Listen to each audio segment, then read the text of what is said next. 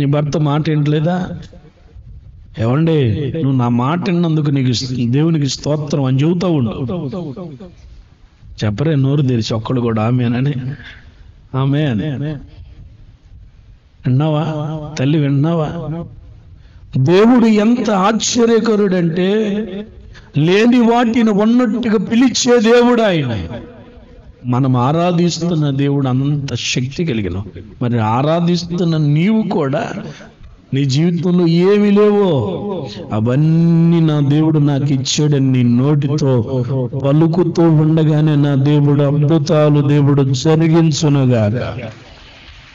హల్లెలూయా. అక్కడ ద్రాక్షారసం ఉందా? 6 రాతి పానలు ఖాళీగా ఉన్నాయి. ప్రభు చెప్పారు శిష్యులతో, 6 రాతి పానల నిండా నీళ్లు నింపండి అన్నాడు. నీళ్ళు నింపారు. ముంచి ఇందు ప్రధాని యొద్దకు తీసుకుని వెళ్ళండి అన్నాడు శిష్యుల్ని. అప్పుడు యేసు ప్రభు వయసు అంతా 12 ఏళ్ళు. 12 సంవత్సరంలోనే యేసు ప్రభు వారి నోటి మాటతో చెప్పిన మాట పట్టి నీళ్లు ద్రాక్షారసంగా రంగు మారింది, రుచి మారింది, వాసన మారింది. 3 మార్పులు వచ్చినాయి ద్రాక్షారసం నీళ్ళల్లో. ఈ 3 మార్పులు వస్తే మన బ్రతుకుల్లో కూడా దేవుడు గొప్ప పెను మార్పును కలగజేయునుగాక. ఆమేన్.